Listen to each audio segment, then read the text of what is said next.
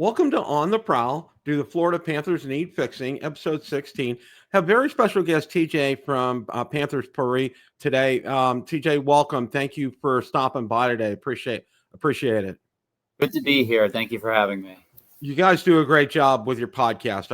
I do check out all the podcasts for the Panthers, and everybody does a great job. Different takes on things, which is great, and it's always good to listen to everybody and to see what they have to go. Shout out to everybody. Yeah, absolutely. Yeah, it was a great game the other night. It was probably one of the more complete games that we saw from start to finish. I mean, from the time the puck dropped against the Leafs until the final horn, they were in that game 100%. No questions asked. I mean, everybody. Everybody was dialed in that game, and even and I know some people. And one of the things I've been getting a lot of feedback on, and that's probably the first question I'm going to ask you, is Matthew Tkachuk. He just has not seemed himself because when he's himself, he's agitating goalies. He's after a clean dump in, he'll clean hit somebody pretty hard. He's stirring up the pot, and really haven't seen a lot of that this season. So I guess that's one of the first questions I wanted to ask you. Is that injury that he had from previous year, is that still kind of lingering, or what are your thoughts on that? Yeah, that was from the Vegas series. I mean, that was a thing that we were talking about on the podcast and just in general on Twitter last year, because he got off to a slow start, it seemed like. And I'm pretty sure that I said something on the account that went along the lines of, when Tkachuk gets it going, the Panthers will be the best team in the league. And somewhere in like mid-November, right around the time of the year that we are in now, they went from like 500 to the rest of the way they were one of the best teams in the league, and they continued that going into the playoffs. I mean, with Tkachuk, because of how physical he plays, you could always wonder about, did he bang up something here or there?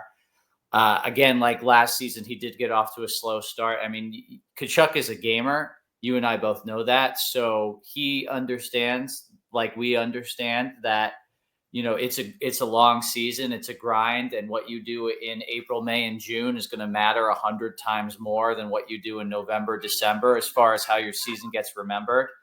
And maybe that means that he's pacing himself now. I mean, you would never think that Tkachuk's a guy that's going to take a night off, but at the same time, he probably understands that, like, I need to put our team in the best position to reach the goal that we want to reach. And the goal isn't the President's Trophy, as nice as it is to win that. The goal is to win the Stanley Cup. And you want to have home ice. You want to win as many games as you can to get home ice. It mattered last year in Game 7 that it was on home ice.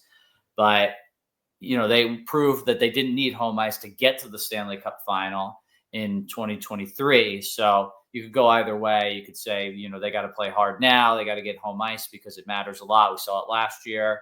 You could also say 2023, they didn't need home ice. The reason that they lost the Stanley Cup final didn't have to do with having home ice. So you could go either way on it. As far as Tkachuk goes, like, we'll have to see how the rest of the season goes, because other guys are picking up the slack. And like the games that they lost in this most recent streak, you could definitely say, well, look, they scored one goal against the Blackhawks. They scored one goal against the Capitals. Scoring, they need the scorers to show up.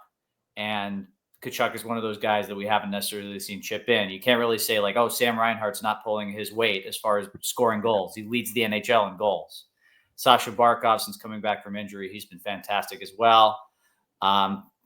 But yeah, Tkachuk could be one of those guys you point to on a night where you lose 3-1 and say, hey, like, we needed a couple of points from you tonight, maybe. That's a great analysis, TJ. One of the other things, during this streak that we've had recently, and Paul was really good, because I saw in an interview, and I don't know who did the interview with him, was a post game, and he talked about, he said, oh, last year our losing streak, we were poorer last year than we were this year. And I think a lot of people, and a lot of what I've heard in terms of comments and talk and things, is a lot of people have pointed to the defense for the Panthers, and specifically, Aaron Ekblad. Now, Aaron Ekblad, I'm going to say this. I've always been a fan of his. And I think one of the things that when OEL and Montour obviously left us, it left a gap there. There's no question.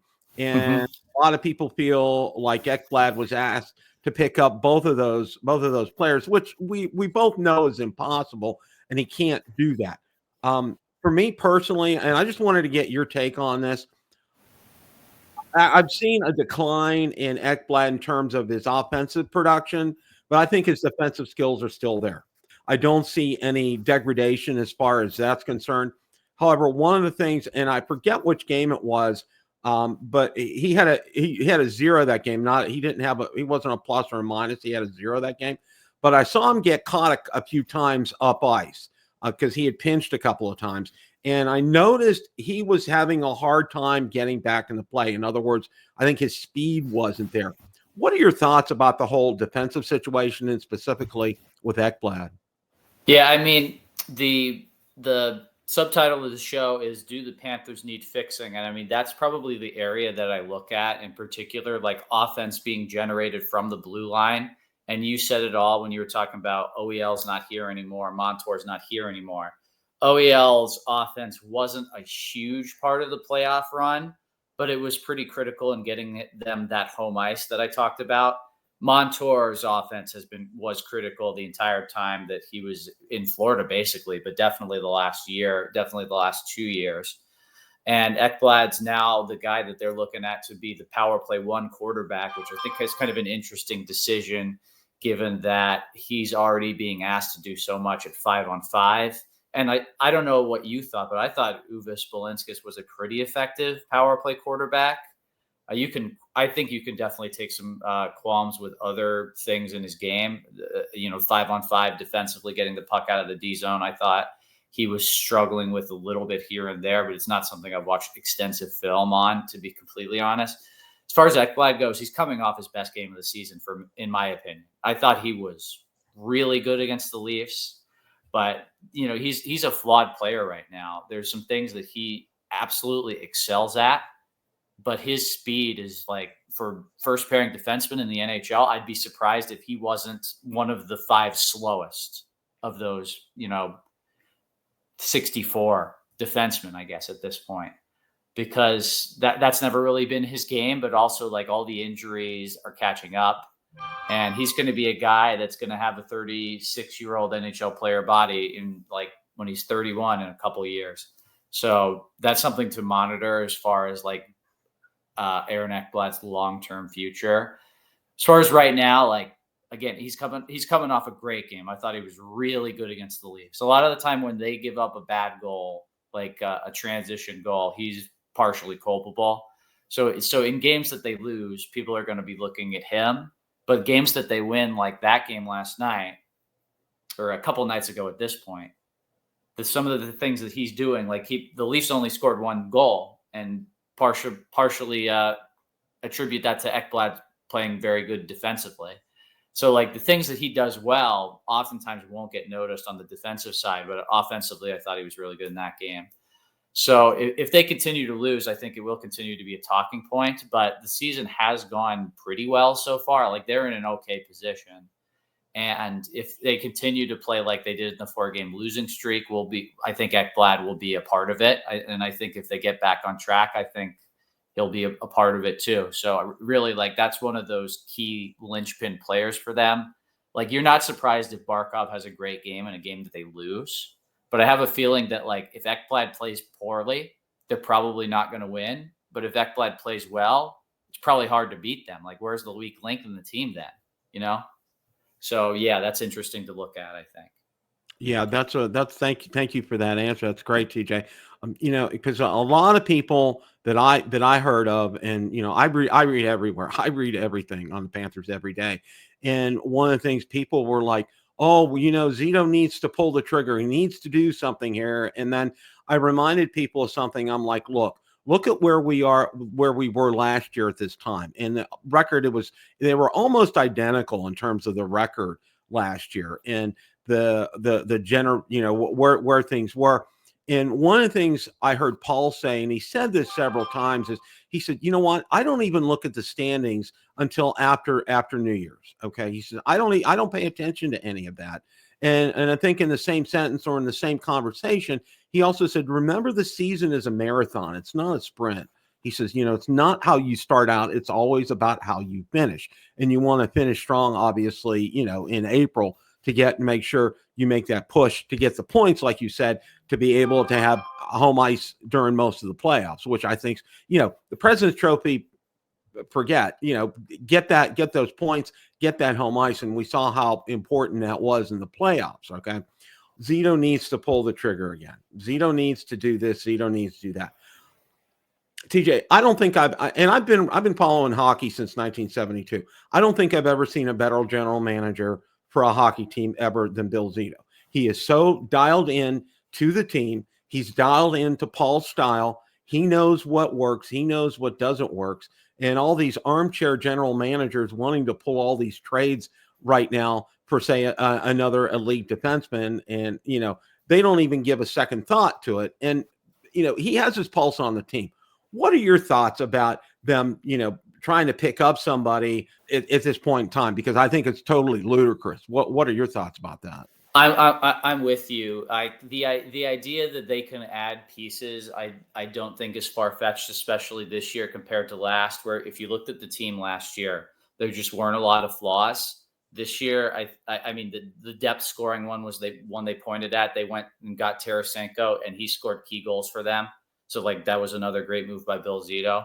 I think you could point to that again this year. And like I said, there's a hole as far as offense from the blue line, but everybody in the league wants a top four defenseman right now. I don't think there's any team that if all of a sudden a top four defenseman came available for pennies on the dollar, they would not take the phone call. Every team in the league is always looking for good defensemen. That's not to say that oh, we can't talk about the Panthers wanting good defensemen because that's just, a given. That's just saying, would you like $100 free or something like that? Because they have a particular need for, a solution as far as generating offense from the blue line. But it's something that they're just way better suited to deal with at the trade deadline when, all of a sudden the prices drop. People are going to be eager to get rid of their pending unrestricted free agents, especially if they're not a competitive team. They're looking to get a better draft pick rather than a better playoff seed. And that's when you can get somebody like a Tarasenko for pennies on the dollar. I don't know who this year's Tarasenko is going to be. It might not be a scoring winger. It might be a defenseman that is in the mold of a Montour that can be the power play quarterback and add that offense from the blue line. And I would look for them to do something around February or March rather than do it now, because I don't really think that there's in a position where the foundation is about to crumble. Like you said, Zito is, very well plugged into how his team is doing. And he should be able to look at the results of the season and say, we're in a good position right now.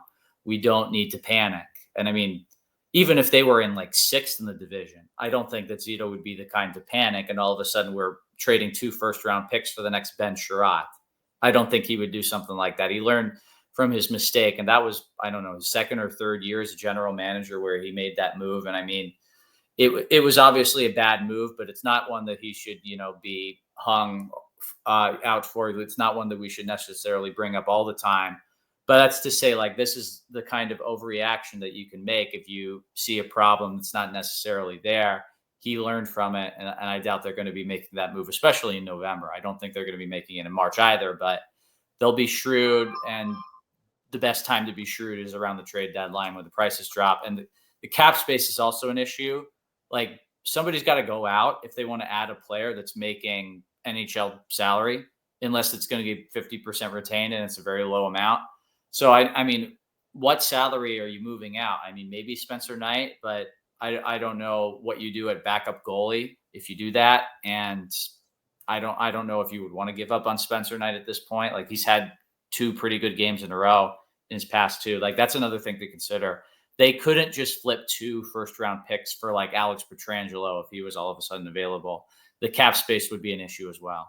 Well, and you brought up Spencer Knight, and that's a great point, because I wanted to ask you about him, and I agree. Those 2 games, people are too quick, I think, to judge him based upon the play of the team. When a team plays well in front of a goaltender, it boisters them. I mean,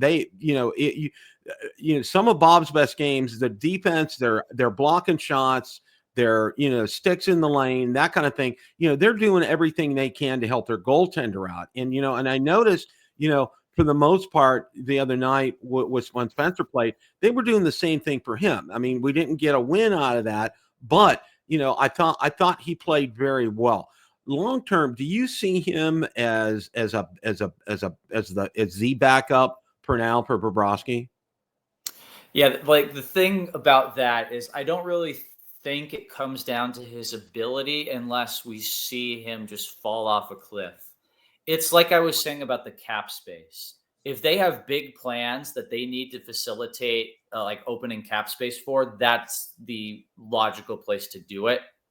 And they have to ask themselves, like, where do we see it going with Knight? Personally, if I had to handicap it, I would not feel like Knight is the number one goalie of the future. And like they shouldn't proceed thinking that like when Bob is no longer as effective as he is right now, Spencer will walk in and he'll be exactly as effective. That can't be taken for granted. If they decide to go that route just because it's very difficult to get a goaltender that's as good as Bobrovsky and like the cap space is just going to be better allocated elsewhere, that'll make sense to me. But the question really is that like, do they need that cap space? And right now, I don't think they need it, but they may decide that they do in the future. If somebody gets an injury, they're not just going to punt on this season. They want to go back to back while they still have Tkachuk in his mid-20s, Barkov in his early 30s, Bob still playing like Bob. Last year he was one of the biggest reasons they won the cup. They're going to want to capitalize on this window. So let's say, Sam Bennett is out for the playoffs. All of a sudden they might feel like they need to go out and get the best center on the market, and Spencer Knight's cap might be a necessary casualty of that. I would be curious if you see it the same way, or if you think it's more about how well he plays down the stretch. I agree with you about cap space, and I think that's so important because that's part of the conversation. A lot of people talked about Bill Zito's been re-signing Carter Verhaeghe, all total surprise. Usually you don't see this with teams this early on in a season where you're re-signing these players, but Bill Zito's from a different breed, okay, and he's done some of these things, and it's great. Verhaeghe, I think he'll get better as the season progresses. Yes, I am not worried about him at all. But I think the conversation about Sam Bennett and the whole thing with salary cap, I mean, you brought up a great point with like Spencer Knight as far as that's concerned. A lot of people are like, because there was talk that Zito was gonna sign Bennett, okay, and get him locked up. When but cap space right now is fairly kind of as far as that's concerned. So whether he does that or not, I don't think Zito's going to do that right now in terms of locking Bennett up, but I think he will. What are your thoughts about that? Do you see him re-signing Bennett for multi years like the rest of the core? I do. I ultimately think that will happen. And it's interesting. Usually there's one or two casualties of this kind of situation, like Brandon Saad in Chicago. He ended up getting traded to Columbus, and they undid that in that disastrous Panarin trade. But, that's beside the point.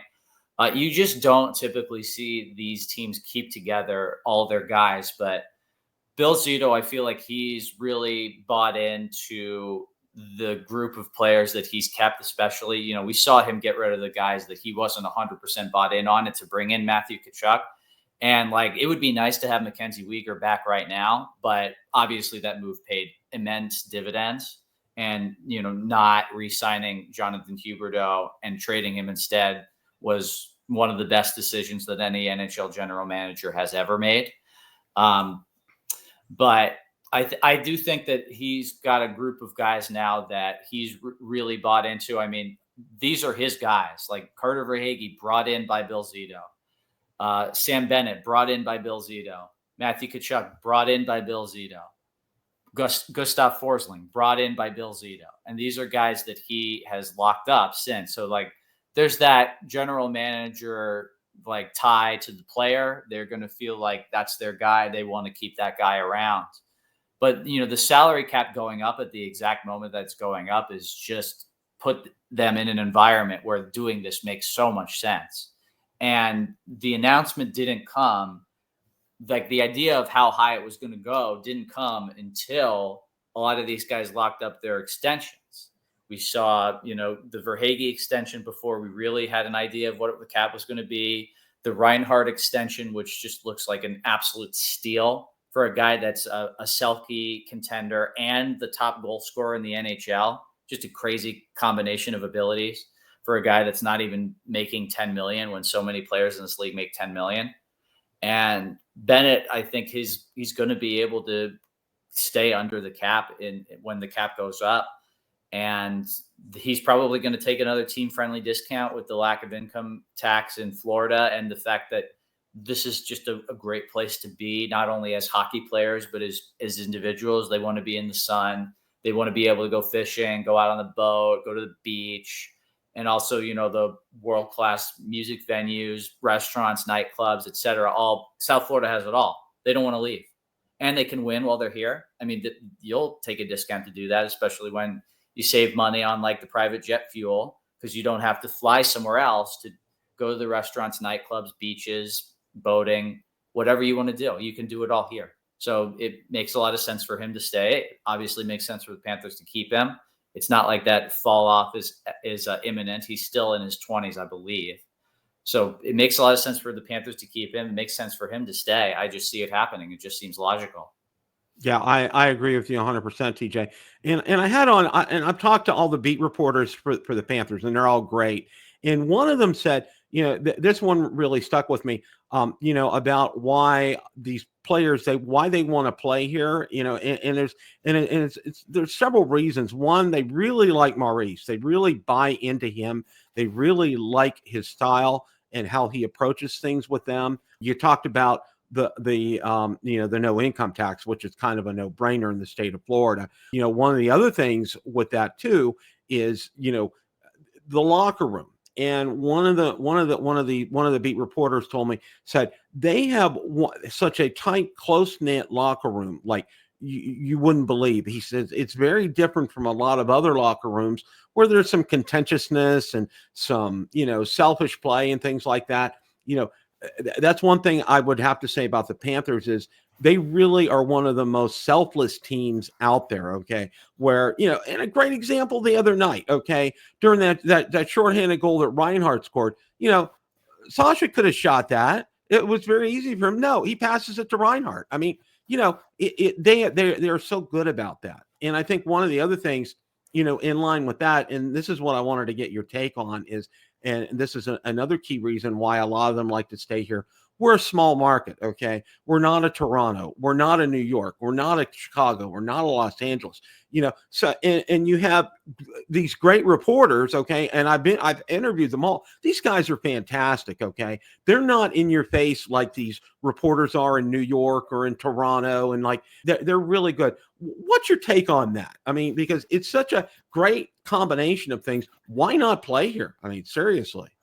Yeah, it's like the perfect size, I think, because at this point, I don't think the players are going to be like, well, nobody gives a crap about the Florida Panthers because they know how loud the building is, how full it is. Even, the infamous Tuesday night against Ottawa, as George Richards loves to say, is now a game that 18,000 people are going to be at.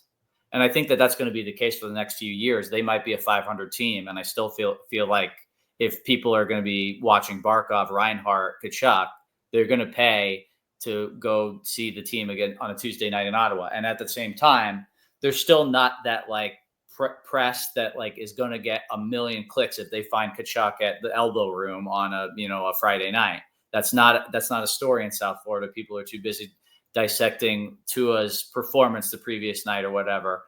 It's a football market. It's a Miami Heat market. And now it's a Panthers market. But even with the success that they've had, I think with truth serum, all of the sports media would say, like, we're happy to be number 3 in the pecking order.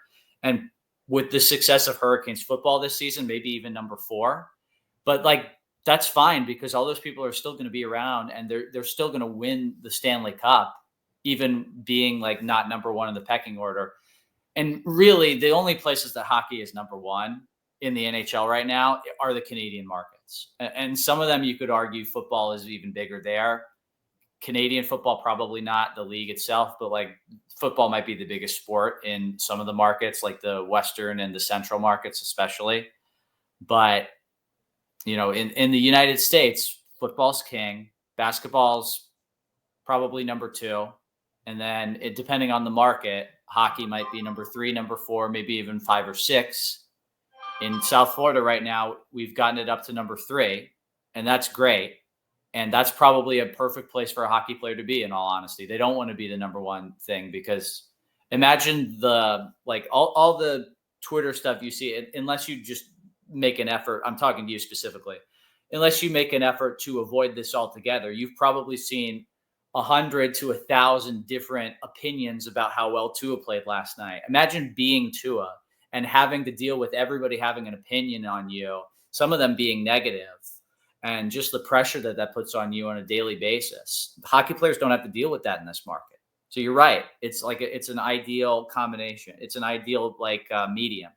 They're not going to be irrelevant. It's not going to be 8,000 people in the stands for a big game, but they're going to be able to keep the peace. They're going to be able to enjoy their lives when the hockey game isn't going on. And this kind of leads me to one of my final questions here. And I get this asked a lot of me. And do you see them repeating as Stanley Cup champions? And how I like to phrase it is this, and how I'll approach this question is this way to you, TJ, is do you see the pieces in place for them poised to be able to make a deep Stanley Cup playoff run this year?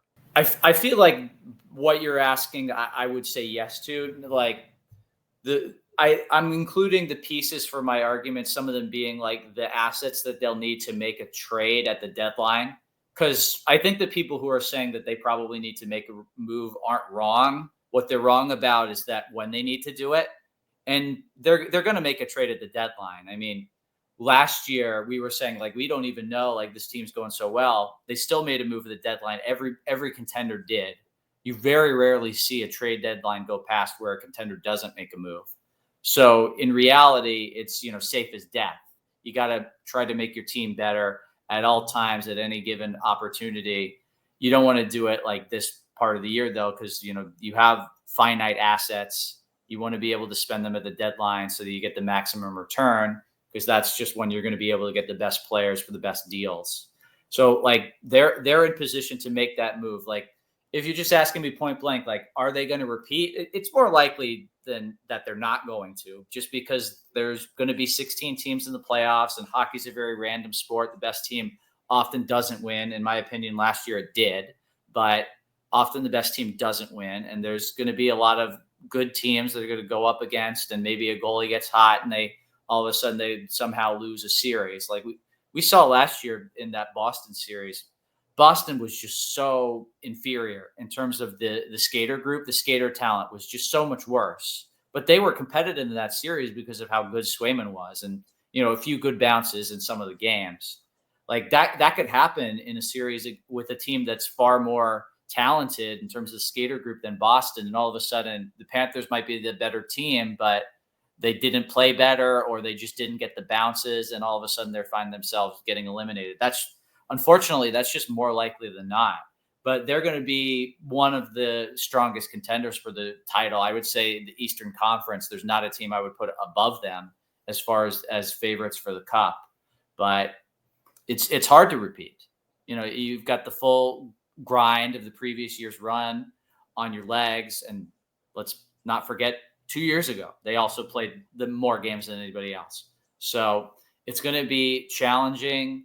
And with that in mind, it's less likely than likely that they'll repeat, but they're, in a perfectly good position. Like you said, I don't remember the exact phrasing, but all the pieces are in place, I think is what you said. I would agree with that. Right. Kind of want to wrap up with this here. Making a deep playoff run is so key. And like you said, a bounce here, a hot goalie here, can make the difference. Okay. And they seem to have that. What I'm hoping for during that March deadline, during that trade deadline, is that we can get somebody, and I hate to pick him out as an example as Tarasenko, because he was such a key ingredient for them for last season. And I know if somebody like that is available and Zito comes calling, he's going to get him. Okay. Yeah. He'll get him, and it might be that piece that will push them over for this year. And I had a talk with Rod Peterson from Cats and Bolts podcast, and we talked about repeating as Stanley Cup champions. And I said, other than the Bolts with the COVID and the bubble stuff, what I consider the last real repeat was 16 and 17 when the Penguins did. And like you said, it is so, in this sport more than any others, it's so difficult because, if you want a chance at luck or a streak or something or other, you see it happen, and you see repeats happen like in baseball or in the NBA or in the NFL, because the team is just so strong and can dominate like that. But in hockey, it's different. What I'm hoping for is that Zito, come that March deadline, can be able to get somebody like a Tarasenko on board it's gonna light the scoreboard up. It's gonna infuse everybody. And because, when something like that happens, the whole rest of the team just rises up and meets that. What are your thoughts about something like that? Yeah, I mean, I don't know, like, if they need as big of a name as Tarasenko. That was just like a great opportunity. Like the price was so low to get somebody as talented as him. And if that opportunity comes up again, and it very well could, because of what I was talking about, of how this is just such an attractive market for players now to play in, that they're some of these guys are going to tell their GMs, like, look, that's where I want to go. And even if they don't have the no movement clause that Tarasenko did that forced Ottawa's hand, it could be a situation like with Kyle Okposo, where the general manager has such respect for the player that they're doing right by him. And, it sends a message around the league that, like, this is a place where, even if it doesn't work out, the general manager will have your best interests in mind. So a lot of the time that does lead to the player getting their way, even if they don't have 100% leverage. And that situation very well could happen again. It's difficult to predict who exactly will be available. I have very little idea of what teams are going to be selling from the Eastern Conference, especially at the deadline. It really just feels like we can lock in Montreal and Columbus, and that's it as far as sellers go. Everybody else could go on a 3-game winning streak, and all of a sudden they feel like they're a playoff contender because that 8 seed is just readily available this year. There are 7 teams that I feel like are doing pretty awesome right now. The Panthers are one of them. And then that 8 seed could be the Sabres. It could be the Senators. It could be the Red Wings. It could be the Bruins. It could be, a couple of other teams, Islanders. So who knows if these teams are going to be sellers? And we don't know what players might be available from them, but maybe one of them has a 5-game losing streak, and all of a sudden the Panthers have a great opportunity to add somebody for a 3rd and a 4th. And if they got to add somebody, though, I will go back to what I said. This team right now, the 20 guys, I'm not feeling like that's a Stanley Cup favorite. And when they add maybe one depth winger and probably a second pairing defenseman that has more of an offensive tilt to their game, then they might be able to make some noise, as serious as they have in the past couple of seasons. That's an excellent point to close on, TJ. Getting that offensive minded player, and I use Tarasenko just as an example for that. Obviously, you really kind of hit the nail on the head for me.